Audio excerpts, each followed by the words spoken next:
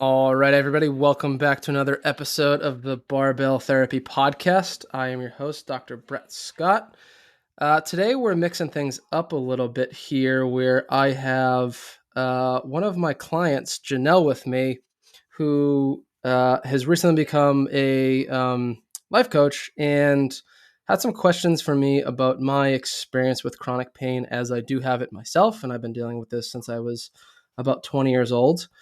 So about the past 10 years of my life. And as I am someone that also works with a lot of people with chronic pain, my thoughts about it there. And she just kind of approached me about it and asked, if she could interview me and ask some questions. And I figured uh, putting my thoughts and experiences out on the podcast might be a good way to do it, or better use of my time, and might benefit someone out there looking for help. So I figured we'd just put it out here in that way. So Janell, go ahead and introduce yourself a little bit, and what your experiences have been leading you up to becoming a life coach here. Yeah, so I love your entrepreneurial spirit in terms of getting the most value out of anything. So I have to appreciate it working with you, Brett. Yep. But my background is it's actually a health and wellness coach, but you probably one and the same. I guess I would say, but I Life work. coaches do get a bad rap. So Yeah, I mean, no offense to sorry. anybody that's a life coach. I don't care. But yeah, so I work full time corporate America. That's my job. But I've always had an interest in health and wellness. I became a massage therapist. I did some additional training, and at some point, I ran across pain science, and it just very much intrigued me in terms of how all the different components of your life, whether it's the actual physical injury or lack of, and your brain and neuroscience, all that. I've just been fascinated with over the past like 10 years, I would say. But last year, I actually decided I'm going to make a change in my life. So I became a certified health and wellness coach with the goal of eventually coaching for pain, for people with chronic pain. And I have a little bit here and there, but I don't suffer like on a terrible level.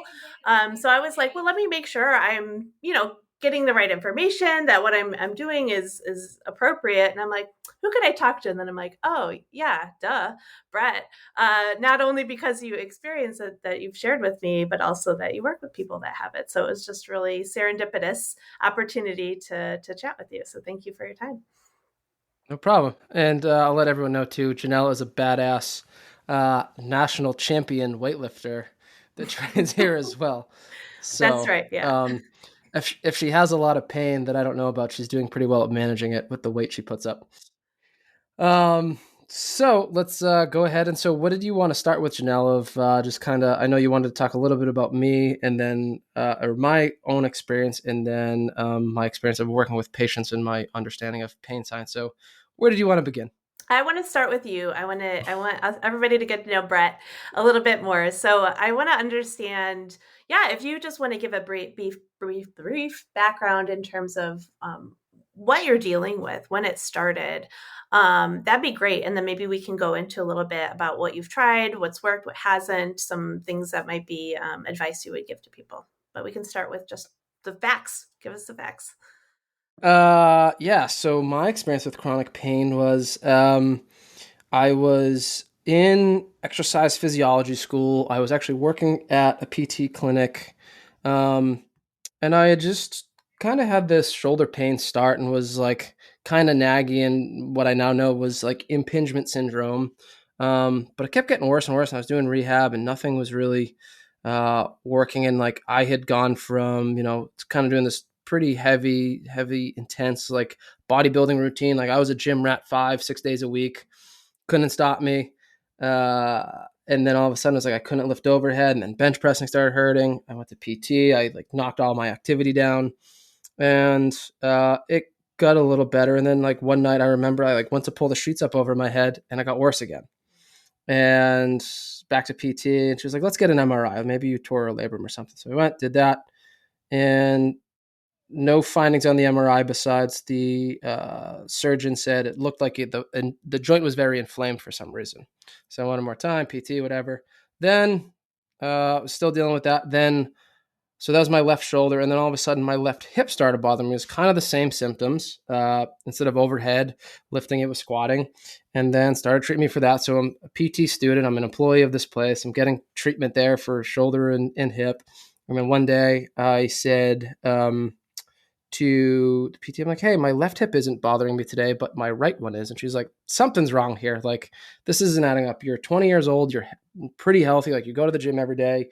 You know what you're doing. Like, we need other testing. Like, maybe there's something underlying here.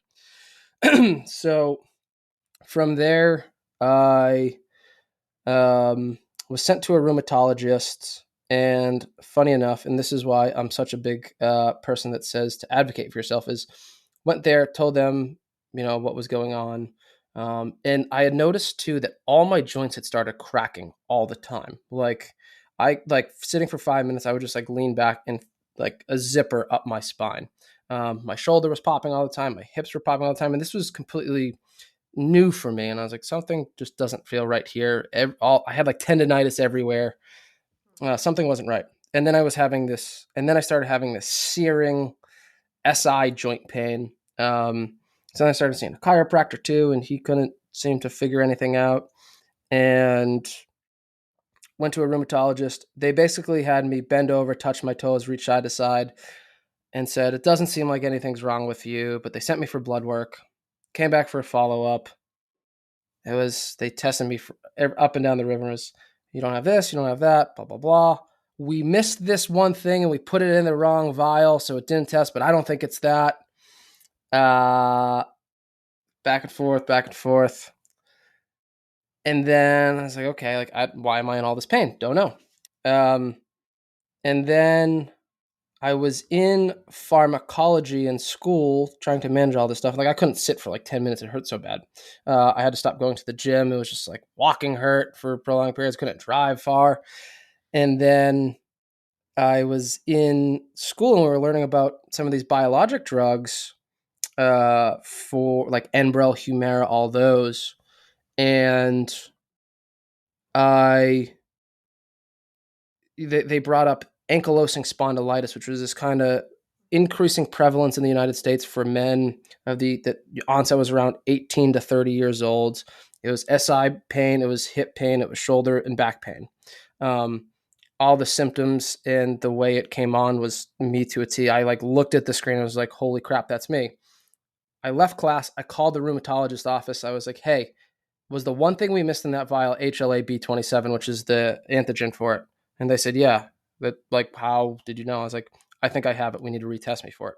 Went again. They somehow messed it up again. But finally, on my third time I went back, I was like, yep, you're positive for HLA-B27 and ankylosing spondylitis. For those of you that don't know what ankylosing spondylitis is, it's a inflammatory rheumatoid family disorder, which basically we have this metabolite, I guess I could say, called tumor necrosis factor, or TNF, which basically just creates a lot of inflammatory activity in the body. And so for those of us with ankylosing spondylitis, what it does is it increases the degeneration of the spine just basically at a faster rate because of the inflammation that this necrotic factor creates and the antigen and antibody response we have. And so it used to be called bamboo spine. So slowly over time, my spine is supposed to be fusing.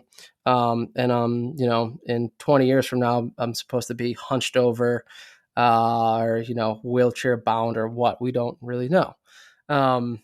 Everyone, there's various levels of this. And I think part of me thinks I'm just lucky to have a more mild case of it. However, I also have lived a very different lifestyle than most that have had this. Yeah. When I went there, and this is what I see all the time as a medical practitioner too, is like, they don't give you a lot of hope. There's not a lot that can be done because a lot of medical practitioners just don't have time. So when I went there, I saw the rheumatologist for my follow-up. And it was the most interesting part here is I had to see this rheumatologist, and It was interesting before I even went to see her because the front desk woman, who was very friendly, vetted me with the fact that the doctor's really weird. She's like almost autistic. Like she doesn't look at you. She won't really look at you or acknowledge you, but she's very smart and like she's found cancer in people before. I was like, what? Oh, that's quite an intro. Yeah. And so I went in and she wasn't wrong. Like and so then, she didn't look at me the whole time. She just looked at her notepad, didn't want to make eye contact. Uh, didn't really educate me on like what was happening. She basically told me, we're going to put you on this medication. Um, and you shouldn't lift any more than your body weight off the floor anymore. You should really stop lifting weights. You should just stretch and do yoga. And for me, that was like nail my coffin shut. Right, right. Um, I didn't; those weren't things I was going to hear and wanted to uh, take as something I wasn't going to accept that answer. Yeah, so Um, do you mind if I interrupt you? Because I have a question yeah, before you move go on. ahead. So when you're starting to get like this shoulder pain, this hip pain, and how long was it between that started and when you couldn't even sit down in class? Like how quickly did it happen? Um, probably about 4 or 5 months, I would say.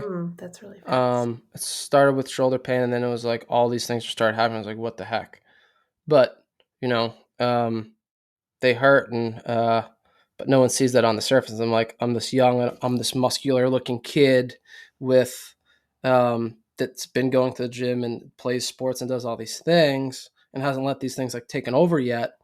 So no one really like sees anything wrong. And then I'm told I'm overtraining. I'm just pushing it too hard. I'm not working out right. I'm like, I have a It's like, 4.0 as an right. exercise physiology student. I work in a physical therapy clinic. Like I'm helping rehab people. Like I know the difference between right and wrong. Like I'm not training too much. I wasn't doing anything for a while. So, and it's like So almost like if you hadn't had pushed and had been happened to be learning about that, like who knows when you could have connected the dots on your symptoms because yeah, exactly. Like your external appearance was so different than what you were actually experiencing. yeah, and if it wasn't for that pharmacology class, I probably would have taken another few years to really figure out what was wrong because um, the doctor just kind of overlooked it and said it can't be that, even though it was. Um, the chiropractor kind of just said, let's keep manipulating the PT. My PT, luckily, like after, things went to a third and fourth joint, was like, okay, something's up here. Um, Because but it that's was just, one. I'm sorry, I keep interrupting you, but I think because that's something I think people feel a lot, regardless of the cause of your pain, is that you're not either taken seriously or it's attributed to some like um, basic thing, like yeah, you're working out too much, but you don't feel hurt. Maybe you didn't feel hurt. Like this is actually happening. This isn't yeah. true. And, I was basically told, like, just lay down and be a pancake and let this, like, take over. And I was like, no, I Wow. can't do this. Yeah. I asked the rheumatologist, I was like, well, what about nutrition? Like, can I do something from a nutritional standpoint? She's like, no, that's not going to help this. I was like, and once she said that, I was like, I need to find something else to do. Um, and I've actually never been back to a rheumatologist since, even though no one's supposed to prescribe this drug except the rheumatologist. I figured out a way. But it really just goes down to like, yeah, if I wasn't in that class, I never would have found this out. And that's the thing with ankylosing spondylitis. And a lot of, we see a huge increase now in all these autoimmune factors, whether it be from our food, our environment, and toxins in our worlds. There's more and more of this stuff coming up, and we're just not diagnosing it as well. And like, I was actually kind of at the where the prevalence of ankylosing spondylitis first started coming up, and then all of a sudden it was like right after I got diagnosed, like all these drugs like Enbrel and Humira and all those started coming out, and there was even like commercials on TV, and it sounded like a monster on the radio. Uh, Oh, but I there's think I plenty of remember people, those. Yeah, yeah. yeah. But there for a long time wasn't anything about it. It was kind of this rare disease. Um, so those were kind of you know the things I was told to do that I wasn't going to take for an answer. And it sounded like you may have already even tried some of that, like taking rest time and not working out as much, and that didn't help anyways, or did it even make it worse? Yeah, it's kind of, and this is the thing with chronic pain too, is we see is like, even now, even though I'm better now, and I am on, I've been lucky enough to find a medication that really works for me, to manage my symptoms as well as I can. Um, yeah, there's still like, I still recover slower than most people. Like, it's always like, I got really stiff, and it took me a long time to warm up, and like, I could foam roll for hours and still feel um, a difference. And like even now, like even now, like I compete at a high level in weightlifting, not the highest, but like I get banged up easier than most because my joints don't move as well; they're stiff. However, uh, that's been weightlifting has been the biggest like blessing for me as far as it's hard. Maybe I can't keep up as well with everyone else because um, my spine naturally over time is going into a flexion based position where weightlifting, as we know, is very upright and extension Mm-hmm. based.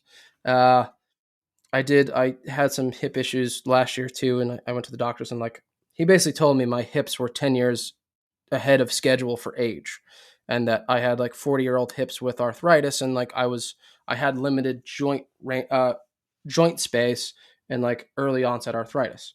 However, if I take a week off or anything, like my first session back hurts. And people can like you've probably seen it too. It's like I look stiff. I look like I'm probably in pain, and I am, but it's like I know now if I don't just do it and get through it in a safe manner, like I'll be better by the next session, and the next session, and the next session. Where if I just take a lot of time off, like if I leave weightlifting for a prolonged period of time, it just hurts. So it's like you're greasing the wheel with movement, and it forces me. Weightlifting as a whole has like forced me to do the mobility stuff because Mm. I'm motivated by the outcome of the goal. Like if I was just doing bodybuilding, like it's like you don't need to stretch to bodybuild. You can be all balled up with muscle and not be able to move and be stiff. But that would just make me worse. Where weightlifting has really been a blessing to force me to do the things so that I can get the thing done that I want to do.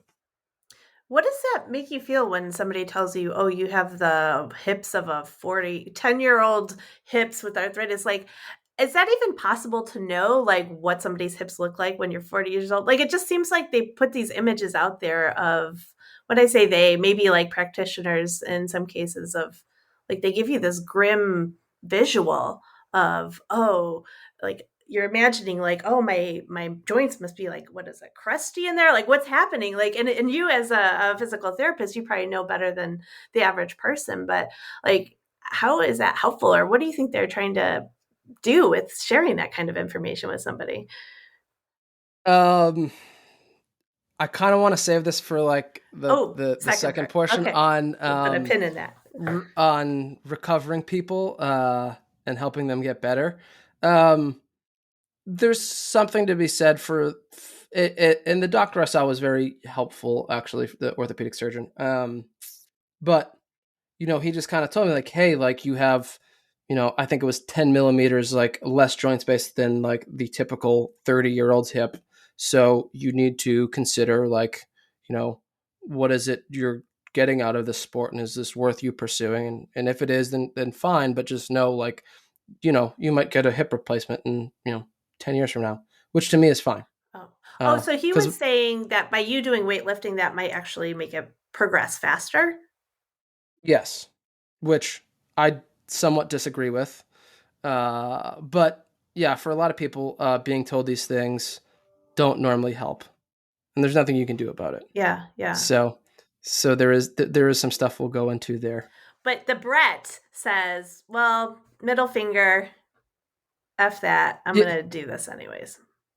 yeah. And you found a Weightlifting, way to make it fit in your life still. yeah.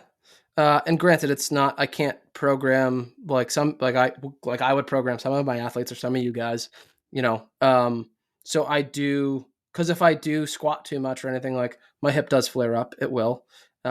So I also have FAI, which is femoral acetabular impingement syndrome, we call it. So basically, instead of a ball in a socket, I have an oval in a socket.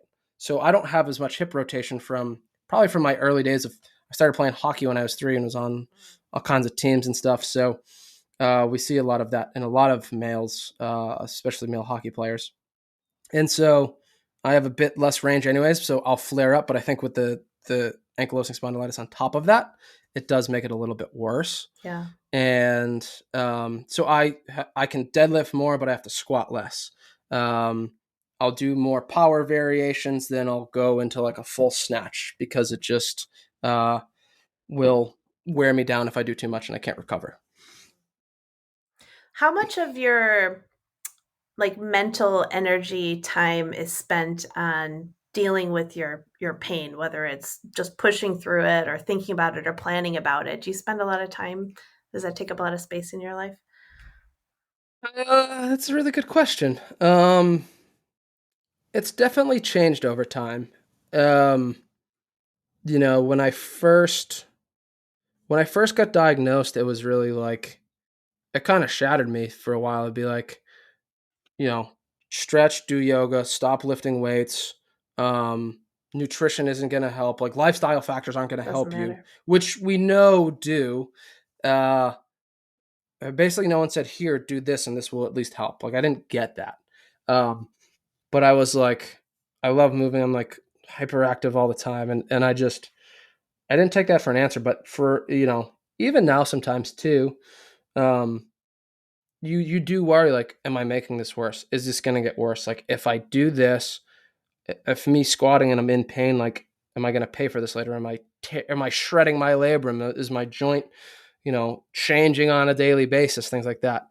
Uh, and so that's very hard. And then um, there's this like, what does my future look like? Like that for me for a while, especially in the beginning, it's like this thing came on and progressed so fast. Where like I went from like squatting, deadlifting, benching, like lifting 6 days a week without any issues to I can't do bicep curls without searing SI joint pain. So that was real. So yeah, that was really hard to be like, and the medication they put me on, and they didn't tell me the first time. The medication took 3 months to like kick in and work. So I took it for like 3 weeks. I had horrible side effects for a while, and I was like, forget this. Like this is horrible. I went back and like, oh no, that doctor that didn't look at you forgot to educate you that this drug takes 3 months to start working. I was like, oh, okay, well let's try it again. And luckily, after 3 months, it started to get better. And but even so, like it's slowly, like I still almost feel like I'm almost still getting better from it.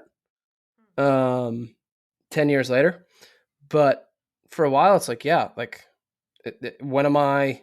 What am I going to look like at 30? What am I going to look like at 40? What am I going to be able to do at these ages? Uh, is anything I'm doing good or bad, or how does everything affect you in your long term health? And it's like, do I try to do all these things to preserve myself and eat this perfect healthy lifestyle, or do I live Wow, fast and hard yeah. and die young? Right, because Uh, you won't know. You won't you know. don't know, and And it's like, nobody well, can give if you an answer. Like there's no certainty. Wow. yeah, Yeah. and so there's still a lot to this they don't know. So, and then coupled with put in the environment of physical therapy school, and physical therapy school is very behind the times too, as far as understanding pain science or teaching it the way I think it should be taught, and just the narratives we use. So you go to school, so you go to physical therapy school, not you go to school to become a good physical therapist, but PT school teaches you how to evaluate to cover your own ass Mm. and teach you how to find everything that's wrong. And so that's still a big problem in all of modern medicine is we go to the doctor, and a lot of people don't like to go to the doctor because of the fear and anxiety they get when they go in with one issue and they come out with 50. So in PT school, where I'm still kind of recovering from this in a way, uh, I'm not super mobile. I do have like hip joint pain that is on and off again. Every day we go into lab and it's like, oh, you're trying to weight lift? Like you shouldn't do that. Like you have this positive test and that positive test and this, and like your hips don't move right and this doesn't move right. And you're basically like, yeah. And So that can take they're up a lot of, like they're judging you for doing that because you should know better, or are they just saying I you don't think shouldn't be it, doing that at all, like just because of what's going on? uh, I think it's, I don't think it was like a judging me, but it's like some people or some, and like as a PT student, you don't know because at this point we haven't explored pain science yet. We're taught in schools still teach, and medical providers still use the biomedical model Yeah. of if we find this, you have pain, which we now know like that's not true. So um part of that was, yeah, it's just like as a student we learned this, and then it's like, okay, well, if x equals z, you're y. Right. And it's like, yeah, we have these special tests and you have all these positive findings, so therefore like you're broken. And that's what a lot of people still get in medicine is you come in, yep, you have a positive MRI, that's why you're in pain. And it's like, no, no, no, pain goes way deeper than that. But in school, again, and every day you're coming in and told all these different things you have wrong with you. So we actually have a thing called PT student syndrome where you think you have everything wrong with you because it's like, you correlate a couple of the symptoms. Like my roommate literally at one point thought he was having a heart attack. Like he went to the doctor, he went to the emergency room. They're like, you have anxiety. It's probably like Because it's PT school anxiety. yeah. But because you're reading about it in the books and then it's like, oh, that's really bad. And like all the, it's all the negatives of all the bad things that happen to these people. And then you're told like, well, you have all these same things. It like really, probably mess with me mentally more than anything else. Between that and then it's like, yeah, we're active, healthy people trying to promote people to be better, but you're going to sit in a chair for 14 hours a day and study. Also doesn't help. Yeah, the Uh, irony. Yeah, the irony. Yeah. So you were in yeah. it. Yeah, so you're like this virile young man, like working out, da da da. You get this like unknown symptoms coming on. You kind of fell through the cracks a little bit with your tests, and you had to kind of um, advocate for yourself to get this. So at least you got an answer on what's going on. But then the response is, well, just be a pancake. Don't do anything. If you do, then maybe you're gonna like make this escalate quicker and cause you issues sooner than later, but we really don't know. Here's some medicine, but we don't explain to you how it works, and so you're just like having to figure this all out on your own. Yeah. Hmm. And did you have any other kind of social support, that the people that you could relate to what was going on? Uh, no, you're, the only person that really kind of was like backing me was my physical therapist actually. So she was my boss, but she was my PT too, and she just like she kind of saw it happen because I had been working there like before and through all this, and it was just like something's not right. And she was like, she even said, she's like, I don't buy that something's not wrong with you, and like we need to get you help. But other than that, like even like, because I didn't stop going to the gym, like I couldn't do as much, but I try to go and do something, and like then it was like, even my parents like didn't understand it, and that was really frustrating because it was like, well, why can't you do this? Like you're going to the gym all the time, and it's like, yeah, I'm trying to be healthy. Uh, so um that was always tougher. Like I didn't want to stop participating in things, so like I still played hockey, and I'd come home and like pay for it to be limping around the next day. But I was like, well, why can't you help your dad do the roof or whatever and this and that? Which like I get that too, but yeah, it's just like there's no one that has an understanding of like, or like even like the people I worked out with like, come on, like just like you're fine. It's like I'm not. So that's definitely, even now, like when I work with my coach, it's like, hey, I can't do this. It's like, and I get it because sometimes I can do all these things fine and I don't look like I'm limited, but really, like I still feel pain. I still feel stiffness. I know if I do more of this, it's going to snowball into something worse. So I need to stop when I know I need to stop. So yeah, there's definitely like, there's not a lot of people that understand especially I think in my case where I am someone that like there's a lot of chronic pain people that don't do anything. Yeah. And they're a little more, it's like, okay, like, yeah, this person has fibromyalgia or chronic fatigue syndrome or chronic pain syndrome. And like, they might get a little more of of soft love than the tough love, I guess. Which isn't always good either. So, but yeah, it's a rather a, um, lonely process to go through, especially like you're in a relationship or whatever. And like, pain can affect your moods and what you're doing. And like, you're frustrated all the time and people don't understand it because they don't feel it. Yeah, and you look fine. You Yeah. look good. Thanks. Yeah, you look great, Brett. I mean, really. Thanks. No, Thank but you. it's not like you have like a arm in a sling or a cast on. It's like this is Yeah. it's not visible to people. And then it's like, oh, am I just being weak about it or like a baby about things? Or is it, like just, yeah, I could see how that would be hard for you to gauge actually where you should push or where you shouldn't. And then also communicating to the people around you, like what's Yeah. right for you. Yep. What's next? So what has worked for you? Like you work, you lift, you work out, you stay active, warming up, but any other things that you found just, if you wanted to give advice to somebody that is going through this, what would you tell them? What would be helpful? Um, the, my, from my own personal experience uh, without my physical therapy background. So this is just Brett, not Dr. BS talking, is, um, for one, like, you always have to advocate for yourself. Mm, Um, if you feel like something is wrong, like, you need to speak up about it. And if you don't feel listened to, be louder, uh, or go find someone else that will listen to you. For one, always be active is my other piece of, um, so much.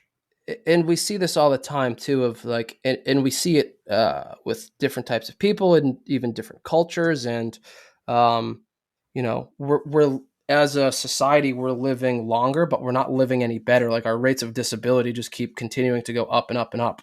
And if we just look at, just basic management of your health, of if we work out every day, like, we have a huge decrease of the risk of further or other possible diseases, um, metabolic disease and metabolic conditions like, diabetes, cardiovascular disease, hypertension.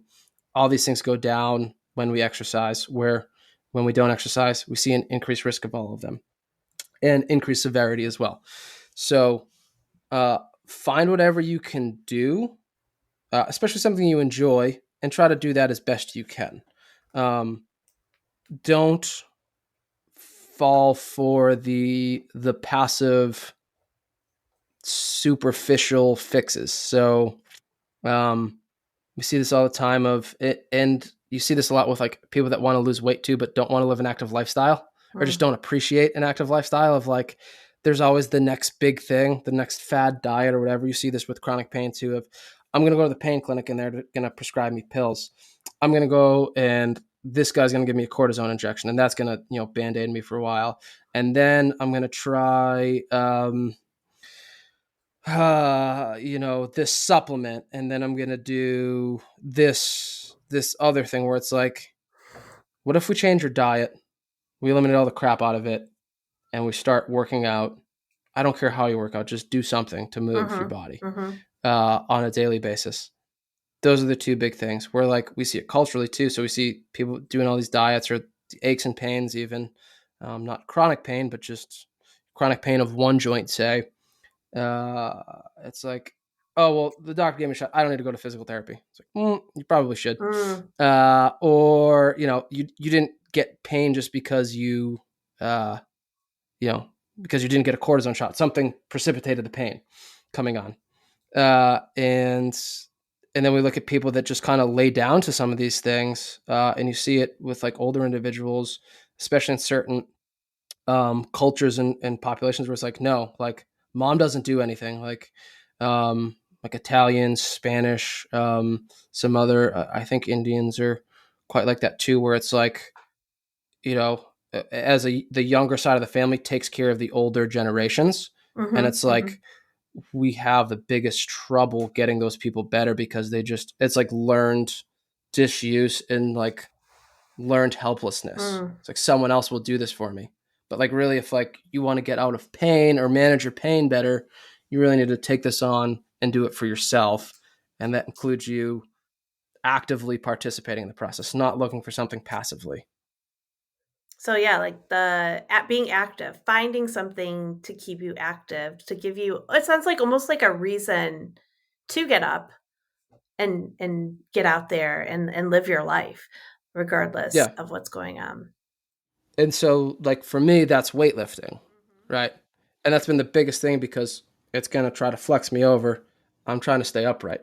And it's really done that for me. And like if I didn't if I meet a day where I don't care about weightlifting anymore, um, I would stop trying, and I'm not going to do that because I've become so passionate about the sport and doing it. Uh, Not even to do it well. I love the process of it. I love the challenge of it. So for me, it's been that like that's what keeps me doing all the mobility and stuff I should be doing anyways, to not get stiff. That I need to keep going with. um, where I think everyone needs some type of why, whether it be, kids, grandkids, anything like they have to have a why, but behind why they exercise. Yeah, yeah. Uh, I mean, that even just anybody even that doesn't have chronic pain, I think you need to keep that yeah, in front of you.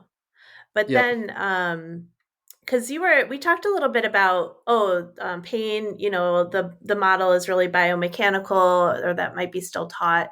And I think for you, that's probably accurate. Like there's physiological things happening in your body that's causing you pain. But have you seen what's your experience also with like the other components, the social, the emotional, mental pieces of pain? Do you see your pain go up or down depending on like your stress levels or how you're feeling? And also, are there ways that you can maybe I don't want to say control, but affect your pain levels outside of just physiological processes? Does that make So sense? Sorry, that was a lot is of this questions. is this Dr. Brett now? Mm. No, this is back to regular Brett. Just I want to know about you personally. Okay, so for me personally, I seem to have certainly good days and bad days. Sometimes I don't always know why. Uh, Sometimes I feel like I could eat good, sleep good, train really well, have had like a deload week, and then I'll go to work out on Saturday, which is like, game day for us, and I could still feel like trash. Other times I'll have a really hard training week, uh, feel like trash all week, go into Monday thinking it's going to be garbage, and then I feel great. Not always a reason why, don't know. I definitely notice, I found over time being a business owner and entrepreneur that you can't out train stress. So the more things we put on ourselves, that's one thing that definitely gets in the way of performance sometimes. And so like, with all I've done in the past year, like training's kind of taken a back seat and I'm okay with that. That's been I've realized like my expectation, um, to have a big day when like I have 12,000 things going on in my office and, you know, we're putting out fires left and right. Like, yeah, it's not going to be the best time to try to be a Olympic gold medalist weightlifter. Yeah, right. So, um, so for me, it's a mixed bag, and there are different things like stressors will get in the way of different things. But for me now, I've come to have such a from a clinical perspective, a fairly good understanding of pain. We still, as researchers and scientists, there's still a whole lot we don't know, but I understand enough of the basic concepts where pain doesn't affect me as much anymore. So, from my own personal standpoint, I can't. That's why I was asking if this is the Dr. Brett. My own learnings of pain, and this is what I do with patients too, Yeah. is teach them about pain and how it affects us and what affects pain that really can change your understanding of it, how you manage it, and what your long term outcome is going to be like. Yeah, I think that's a great transition then if you want to go put on the Dr. Brett hat. Because I saw you put in the notes like the locus of the control, internal versus external. Did you want to touch on that in terms of how that affects like how you would talk to somebody or what you would recommend? Yeah, so going off of what I said to transition to the next piece, so this is Dr. BS now, is one of the big things I we like that see. Dr. BS though. This is good. I like that. Yeah, Okay. that's my MO. So what we see is there's basically two different types of people. And I read this in our kind of notes there too, of there's people that will just take whatever is told to them and go with it, believe it as, full blown truth. And then there are other people that are like, no, this is not the option. This is not what I'm doing. I'm going to be driven in the complete other direction of what I want. And so what I've seen as a clinician and what I've seen with myself too is we have, and what we have to understand is we have two locuses of control, right? So we have internal and external locuses of control. An internal locus of control is one where it's you are the controller of your environment and you are the one that's responsible for the consequences of your behavior and the choices you have. External locus of control is when the consequences of your behaviors are outside of your control, right?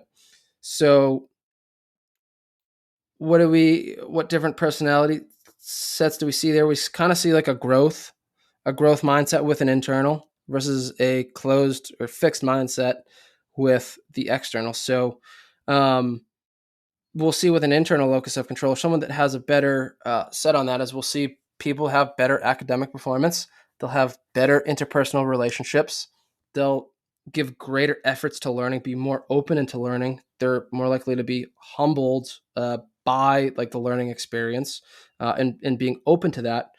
Um, and they have lower rates of disease too, where people that fall more towards this, and it's a spectrum, right? So people that are more towards the external, it's these conditions are designed as they are. It's like, I can't go to the gym because I have bad knees, right?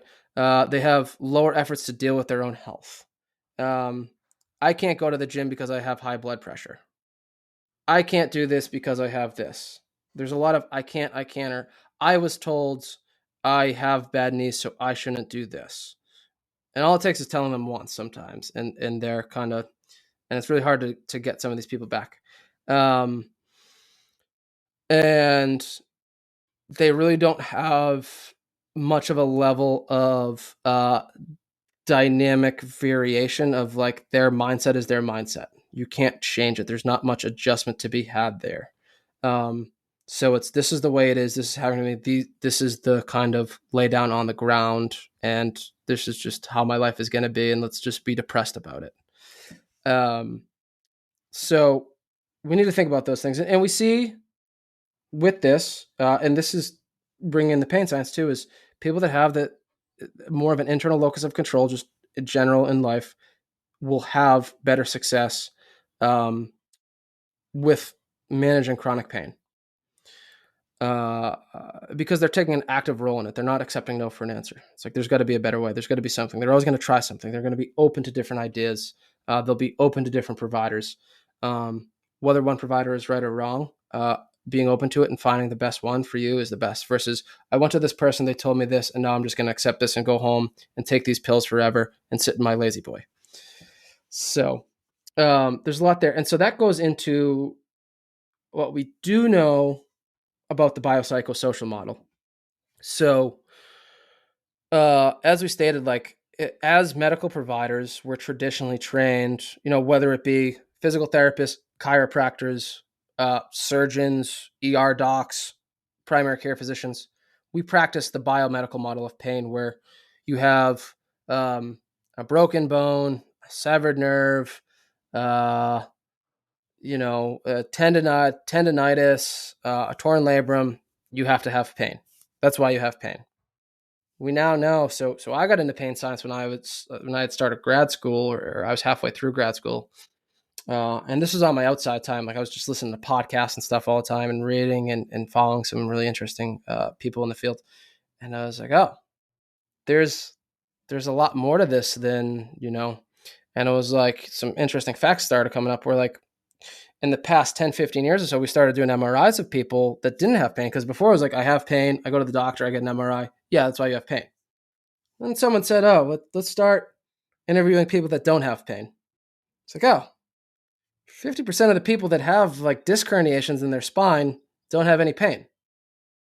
Oh, 40% of people between the ages of 20 and 40 have degenerative changes in their hip and soft tissue injuries around the hip too with no pain. And 96% of 20-year-olds have abnormal findings on MRI without any issues. And they're like, well, if 96% of are abnormal, what actually is normal, right? Yeah, right. And then we have people like fibromyalgia, chronic pain syndrome, chronic fatigue Mm-hmm. syndrome, all these different things where scan the body head to toe and there's no sense Really of fun. pain. And then we start doing all these pain studies and we see that um, oh, looks like there's no center of the brain that is responsible fully for pain. The only thing we see when we stimulate or give someone a noxious or painful stimulus to the body, the only thing that lights up in the brain is the emotional center, all across the board. So pain we know is related to emotion, and uh, and then we start looking at these studies of perception, and those are really interesting too. So now we start looking at, and I'll give some examples. So one I just read about and listened to a talk on was this guy was working and he stepped on a nail and the nail went all the way through his boot out the top. And he was in so much pain that the medics arrived and he was like on the verge of passing out anyways from the pain and like hyperventilating and everything. They had to sedate him. They gave him morphine and then some other sedative to basically put him out. They get him to the hospital. They go to take the boot off. The nail had not even hit his foot. The nail went right between his toes, but his perception was so Right. bad, even though nothing physical had happened, his perception was so bad that he had passed out. They've also done some pretty cool studies with, they did one with laser pointers, and they said this was like a study where they need to put these lasers in these areas of the body where, they were safe. So they're going to scan the body first. So then they have this dubious practitioner come on and scan the body. And it's like, the thing starts beeping or whatever. And it's like, yeah, we don't know. And it's like, but it'll be fine. Right. So they do the scan and they also had a red laser and a blue laser. Now, they didn't tell people anything about these lasers, but these people had a perception of a cognitive association. So they'd scan the safe areas and then they got to the part where the person suspected and didn't trust the clinician enough because that scanner had gone off. So when they go with the laser, these people felt a significant increase in pain, and the sensation was either hot or cold based on Hmm. the The red or color. the red or blue. But they were like gas station like laser pointers that had no Nothing. thermal effect to them, Yeah. but their perception drove them into pain. Um, they've done the same thing with like a hot plate on someone's back, and they have someone else turn it up, and it's not plugged in. There's no hot plate. There's no temperature, Yeah. but you can Yeah. perceive there to be one.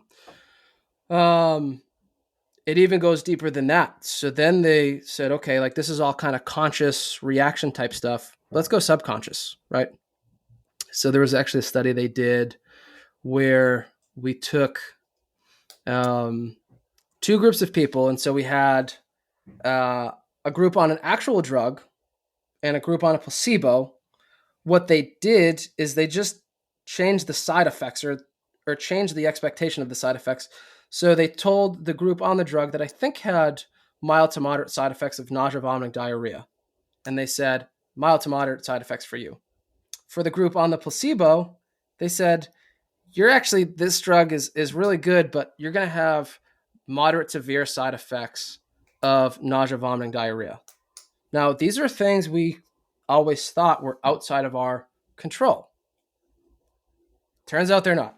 Mm-hmm. So the control group that was on a sugar pill actually ended up with more severe side effects because they were told that they were going to have more severe side effects of things we didn't think we could control, which really throws a lot of things out there. And then they've even done some things with like performance and racing and just positive and negative outcomes of you put people on a spin bike and you put a smiley face on the screen in front of them versus a negative face.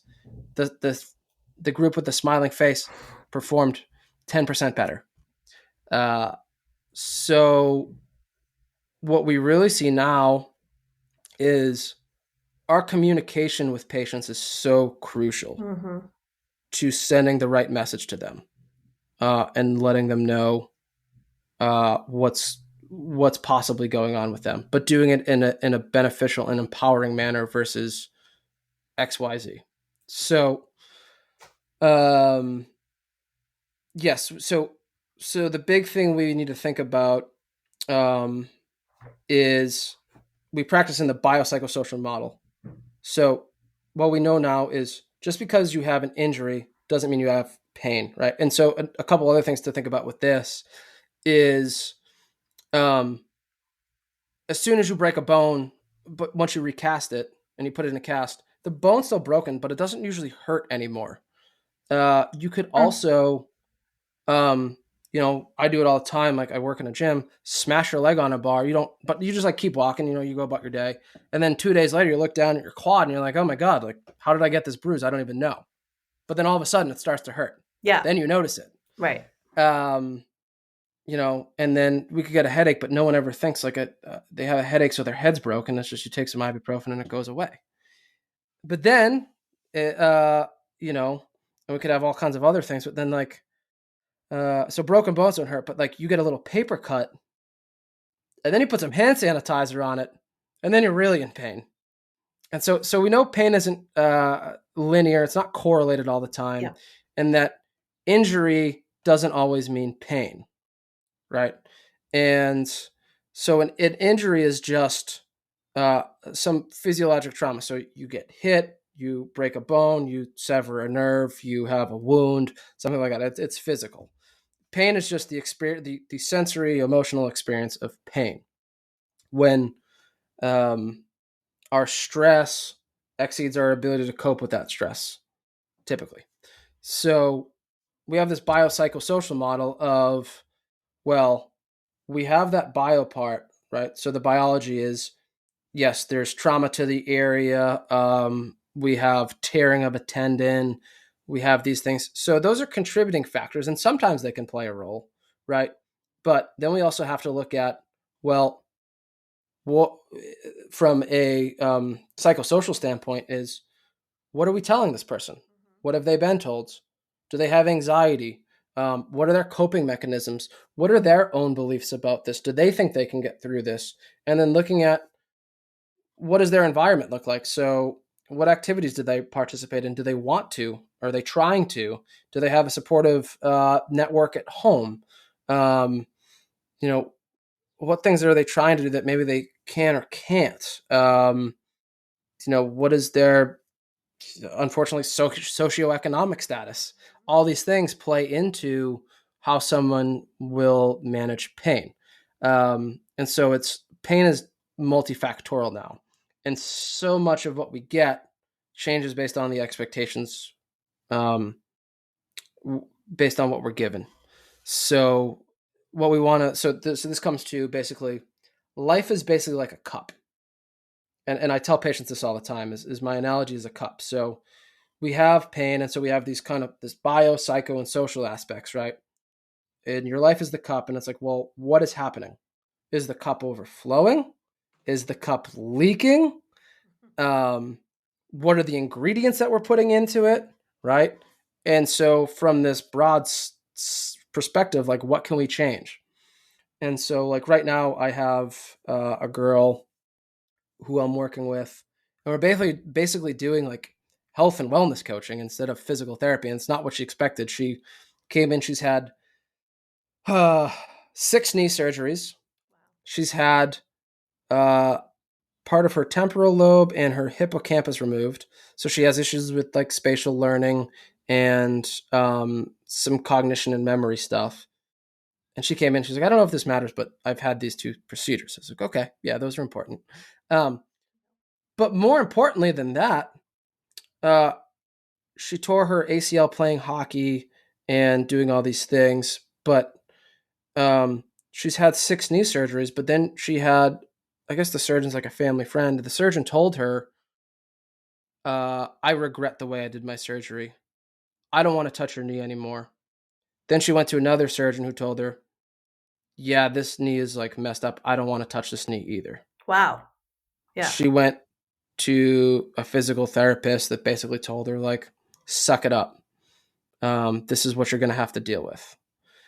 And there are a few other pieces there too. Now, she came to me with this understanding that basically her knee was fucked, but she wanted to see if there was anything else she could do to potentially get better. She had to give up hockey. She gave up a college hockey scholarship. She snowboards, but it gets in the way all the time. There's so many other different pieces, but really, she had no understanding of why she had pain, um, what made it worse, what could make it better, anything like that. So I gave her like strength and conditioning things now. And now when she comes into the office, I tell her, I'm like, you ready for some life coaching today? Because what we've done since then is we started with, well, what's going in and out of the cup. So what we found out was she has a horrible work schedule and sleep schedule. So she typically, and her pain was waking her up every night too. Or so she thought her pain was waking her up. What we found out is she was drinking 4 black coffees by noontime, 2 energy drinks by 3 o'clock, and then pre-workout in the afternoon. So her nervous system is like all jacked up. So let's remove those triggers. So we've cut that down by half. She also uses nicotine. That's another thing that can jack up the nervous system and her heart rate and everything else. So we're slowly trying to wean her off that. We also looked at what does your workouts or your activity look like. So she had no set schedule to her snowboarding. So we had her start. So she has like a fitness tracker. So we had her start tracking her mileage. Of when you get to a certain level of pain, we need to kind of call it a day there, or we need to just, if you know that like at the 3 hour mark, you get into more pain, then we need to cut it at 3 hours and come back the next day.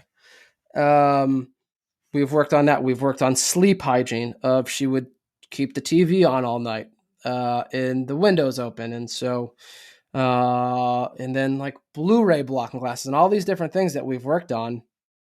And then just her mindset about pain and that it's okay to feel pain, but she really needed to get stronger. She didn't have enough strength in her leg either. So biologically, we're working on getting it stronger. However, so much of it has to do with, and then there was a surgeon that wanted to immediately realign her knee. Well, she has no leg strength. So even if we immediately realign a knee, it doesn't matter because she has no lateral strength in her leg. She does like 2 sets of 5 and she's smoked and her legs are shaking like she's never walked before. And it's like, well, this is why we need PT, but without doing all these other things for teaching her to understand her pain and what can trigger it, there would have been no getting her better. And so she's luckily doing much better now. But it came down to removing all the bad ingredients, making the cup bigger. And how do we make the cup bigger? Well, we train. We're going to find all the things you can do well enough that don't hurt you. We're going to build those up, right? Make you stronger.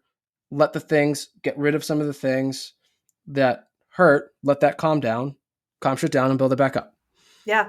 Yeah. I think that's a really nice use case about it's not just like you said, oh, this is broken. Here's what will fix it. It really have to look at the whole picture to understand what's going on and these different layers. Maybe one of those wouldn't made a difference, but adding on the sleep, the nicotine, the strength, like those all together start to help. But without looking at the big picture, you might be fighting a battle that you're just never even gonna You don't even have a chance at, Yeah. because you're just It, replacing a knee and that's it. And you're stuck. yeah. And it's funny because we had the conversation the other day where she was in like a chronic 7 out of 10 pain every day, and now she's at the point where she's only having pain really 2 days a week. Um, but she says it's worse on those days. I was like, well, it's kind of like dealing with chronic pain sometimes. If we can get it better, is really like it's like you start working in a new office and there's like this clanging that just happens in the background, and all the other employees are used to it by now, right? But it's like it's your first day here, and all you hear is this. You haven't you haven't gotten used to it yet, right?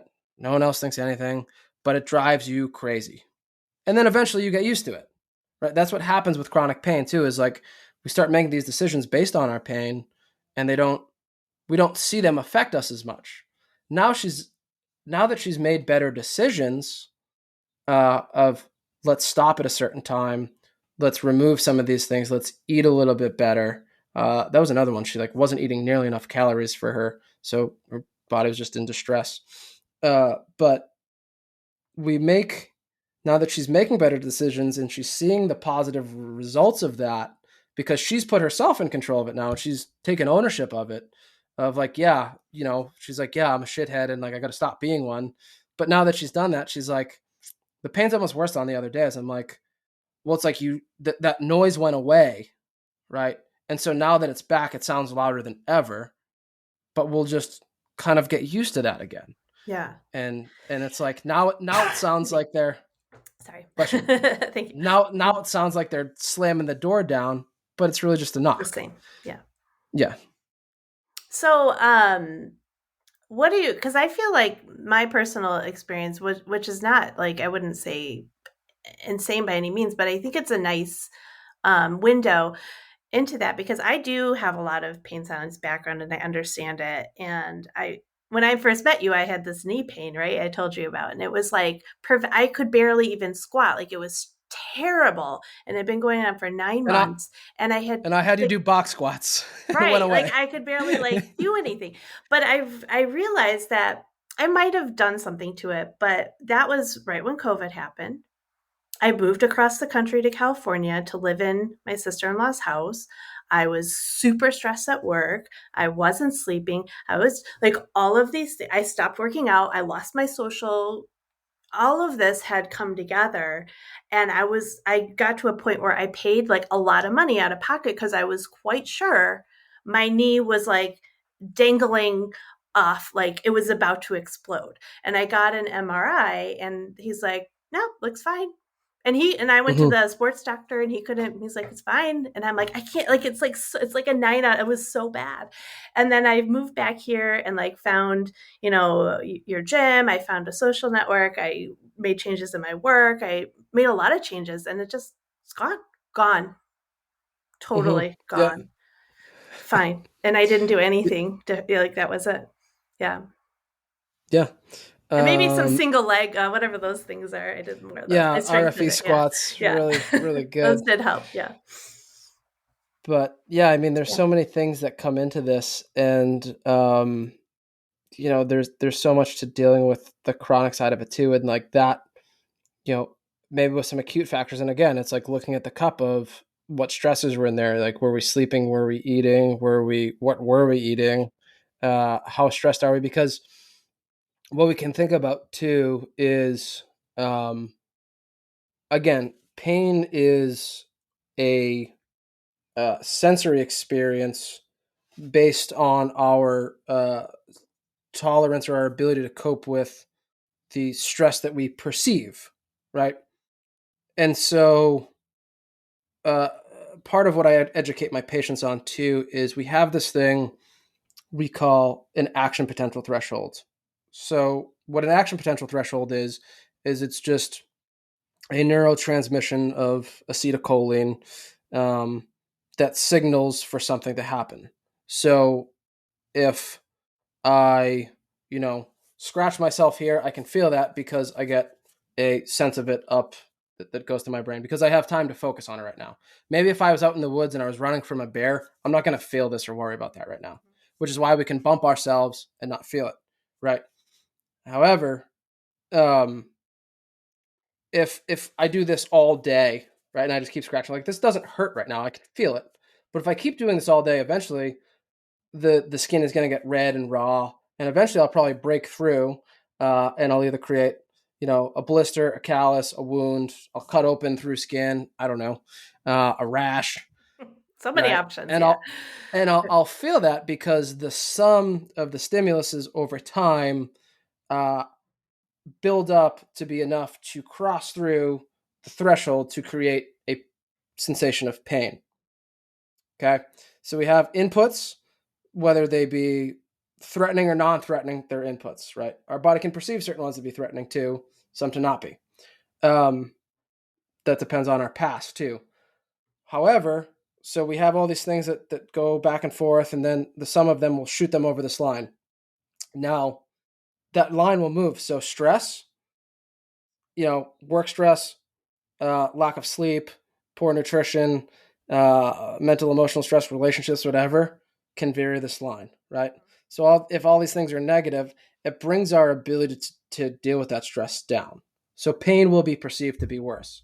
Not that anything physically is wrong, it's just that it might be worse. Same reason why someone with knee arthritis, they they may feel fine in the morning, they may feel worse at night because it's all they focus on, because they have other things going on during the day to keep them distracted from it.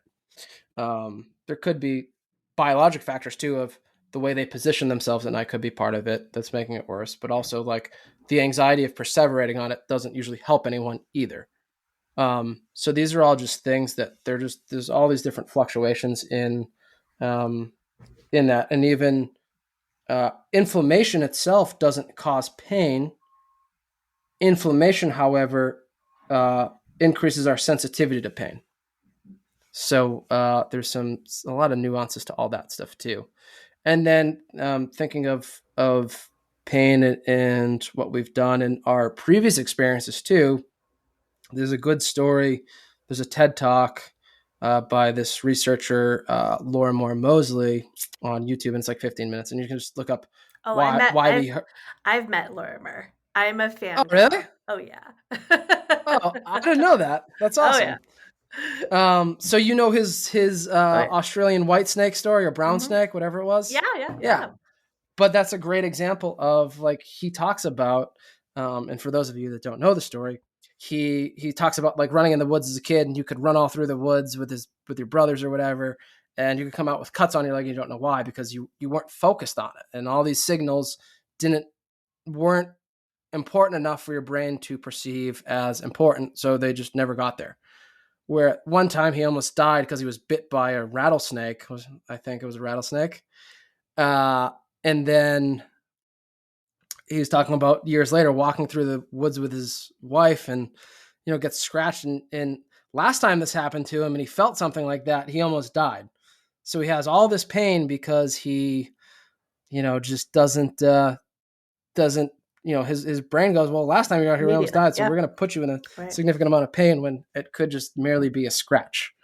Right, because So, your brain's trying to protect you and keep you from danger, and that was a dangerous signal. But he even had yes. like the swelling and like even like the physical reaction. I mean, it's crazy how how much happens in this little noggin of ours, Mm-hmm. that you don't even realize how much it controls what's going on in the rest of your body. Yeah, Yep. it's almost Yeah. So our brain, unbelievable. Yeah, it is. Yeah. Our brain's very good at capturing moments and memories of things subconsciously and giving them to us yeah. and repeatedly. And that can go for movement too. So, that's like a traumatic experience that he really had. But even, a lot of times, like people have pain from deadlifting or they get hurt doing deadlifts. Uh, are they subject to increased pain when they go back to deadlifting? Absolutely. And we have to desensitize them to deadlifting and teach them again that like deadlifting isn't why they got hurt, Mm, right? mm-hmm. Deadlifting was the increased physical stress that broke the camel's back. Unless we ended up, physically it was a max out rep and they broke a bone or something like that.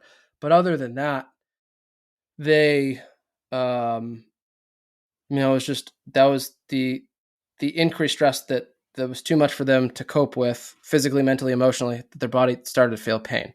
When we get into herniations and thing, that's an injury that's something we need to medically manage. But if it was just you have low back pain from deadlifting, typically it's going to be they could be doing great with rehab. We go back to deadlifting if we do too much too soon, even though they could handle it now. Their perception is this is where I got hurt. This is what happened. It's like no. All these other factors, your environment, and so this is where some people are like too much on pain science of just keep working out, like just load it and it'll get Just like better. push Give through it it. time, Yeah. Okay. push Yeah. through it. And there's like almost this like biology doesn't matter anymore.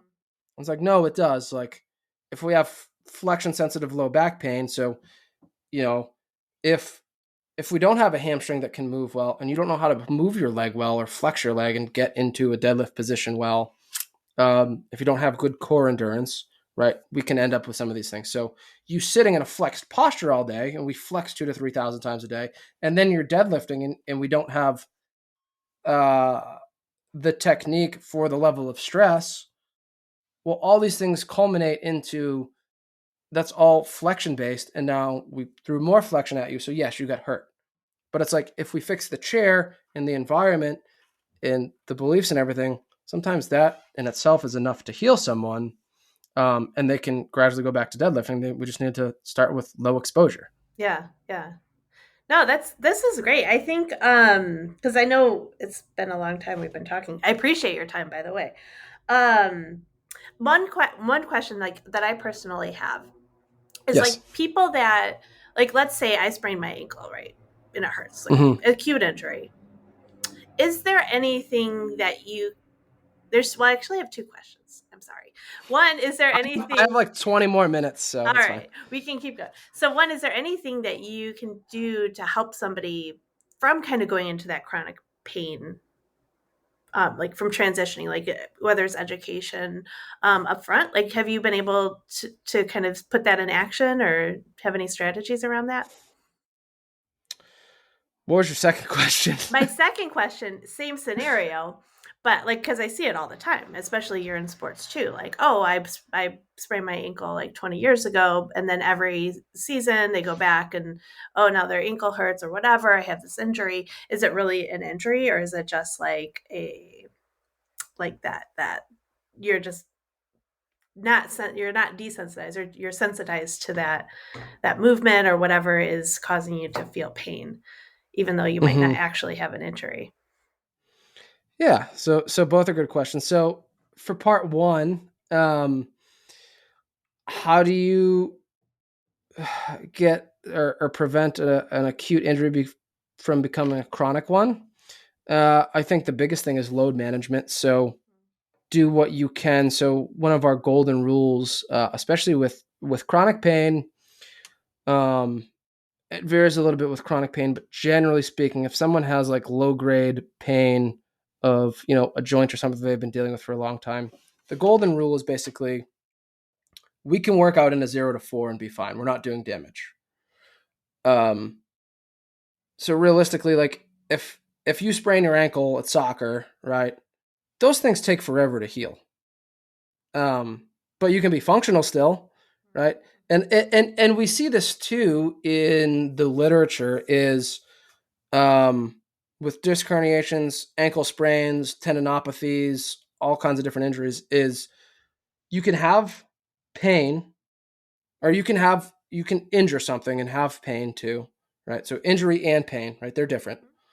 So you can have them both, and we can see that the injury gets better and heals, but the pain's still there, right? We see that a lot with ankle sprains. Actually, is people actually the ankle heals faster than we think it does, and they're still left with pain because it's like, well, we've been weight bearing on it for months now, and it's just like the brain says every time we walked for the past 3 months we've had pain, so Mm, keep paining it up. right. Yeah. Uh, where you can also have the other side where that injury is still there, or we have imaging that shows like the injury didn't change or didn't really get much better, and their pain is gone. So they've learned to habituate and desensitize to whatever stimulus there may be.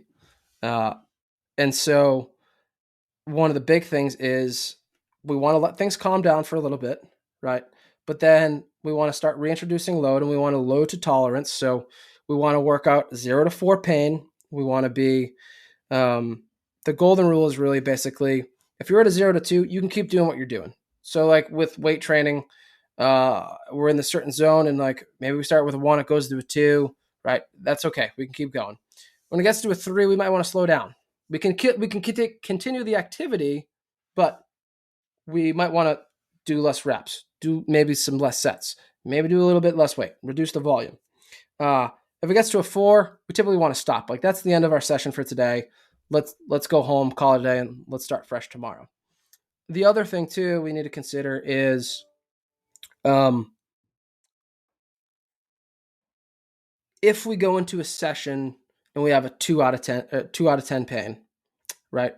We can work up to that 4 out of 10 pain, but I want to see that your pain goes back to its baseline of 2 within 24 hours.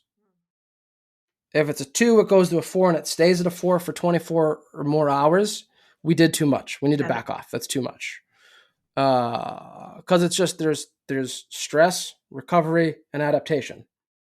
So we need to just respect that, what we call the SRA curve, to be able to continue to make positive progress, right? Instead of like if I'm managing a soccer team and everyone's got ankle sprains, we can't have the team doing this all year. We do at least, bumps and bruises are going to happen, but we can still kind of be on a steady incline. And that really comes down to loading it appropriately in this level where our pain just doesn't go up over that baseline of, maybe a 2 out of 4. Because the other thing too is like, if we don't keep loading things, we'll get into like learned non-disuse, and then we'll see atrophy and other issues come of like not loading an extremity or something. We see that with like stroke patients too that just can't. So we don't want to see that, because then it's just like we get into fear avoidant behaviors where it's like, almost if we get back to our activities as soon as we can, sometimes depending on the situation, it's like, okay, we can still do this. Where it's like, oh, it's been 6 months, I don't know. People are very hesitant and avoidant of certain things. Yeah. But we still need to respect biology too. Like if you tore an ACL and we have a repair, we have staples, those need to heal. And there's even evidence now, the better predictor of, and I'm not a super up to date on exactly what the literature states, but I'm pretty sure if you've torn an ACL, you've had it repaired, your likelihood of re-injury is greater based on your psychological readiness profile versus the actual state of healing in the joint. Because so much of the ACL too is like reaction time. Yeah. It's, pivoting, running, decelerating, accelerating. Part of that comes down to, does the brain know how to do that again? Yeah. And if you don't feel ready for it consciously or subconsciously, we can see, like, I'm pretty sure they'll see increased shear force through the joint, which could cause another tear. Wow. See? And I don't even think it might not have to do with the tear, but just some type of re-injury or increased pain or just decreased performance.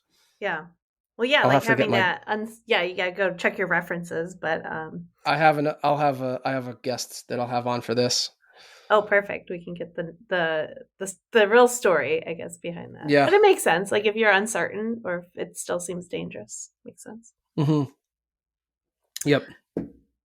Well, thanks, Brett. I don't have anything else. I mean, this is great. I could talk all day about this stuff, but I think this helps at least me understand kind of that journey from a personal level. So thank you for sharing. Thank you for sharing that. And Absolutely. also just like kind of what's out there and what people are dealing with. It's a lot. And that's what I feel like what I'm trying to do. I'm not trying to be a physical therapist or anything like that, but I think it's working together in terms of finding a healthier way to live, reducing stress, nutrition, it just goes hand in hand. I mean, anybody can benefit from it, but even people that are dealing with pain, seems like there's a lot of Yeah, opportunity there. I would say too, the last thing for anyone that is still listening to this, that is in chronic pain, is excuse me, tr- trying to find the positives in things, and find providers that are also, um, they might be there might be some practical skepticism, but also positive in supporting you in your goals and whatever you want to do, understanding you. And that's really like what we try to practice here too is like all of my sessions I start with, like I make it a point when I go into an evaluation, because we're trying to find what's wrong and we're provoking pain and doing these things. But before I start with anything, um, my mentor taught me like the two big things I got from my mentor were um, never say no. So no just has a bad connotation to it. It was a really hard thing to break for a while, but it's like if someone does something wrong, I can completely put them in the wrong state of mind. So how we communicate is huge in those realms, but never say no and always start with a positive approach. So regardless of my findings, I'm always going to start with finding something this person does well, because we'll use that to their strength in rehab too. It's like, yeah, you have a disc herniation and your right hip doesn't really move well right now. Uh, but before I'll even discuss that, it's like, hey, we did this, that, the other, and it's like we found like you have great flexibility through your thoracic spine, like you have a great toe touch.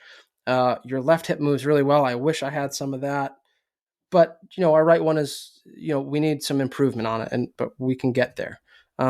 So finding someone that can do that and help you in those ways versus tell you like just give up. Um, there's a better way out there Oh for gosh, sure. yeah. Wow, yeah. Well, Yeah. we're lucky to have you here and doing what you do, and I'm excited. I know you're gonna kill it. You got big plans. I'm excited to see what you do.